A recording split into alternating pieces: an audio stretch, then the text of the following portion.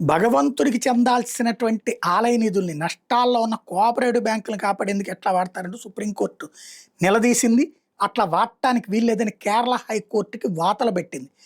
Kerala high court ఇచ్చినటువంటి తీర్పుని ప్రధాన న్యాయమూర్తి జస్టిస్ సూర్యకాంత్, జస్టిస్ జోయమాల్యా బాగ్చాల బెంచ్ ధృవీకరిస్తూ ఆ రాష్ట్రానికి చెందిన సహకార బ్యాంకుల పిటిషన్ని తిరస్కరించింది.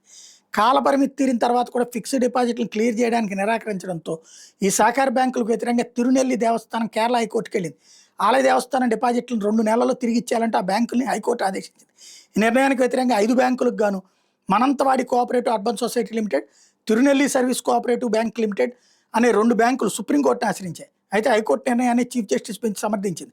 బ్యాంకులు రక్షించడానికి ఆలయ నిధులను వాడాలంటారా అంటూ చీఫ్ జస్టిస్ ప్రశ్నించారు. ఆలయ నిధులు భగవంతుడికి చెందినవి, వాటిని కేవలం ఆలయ అవసరాల కోసం వినియోగించాలని తేల్చి చెప్పారు. సహకార బ్యాంకుల మనుగడకి వాటి ఆదాయానికి నిధులు వనరు కారాదని తేల్చి చెప్పారు.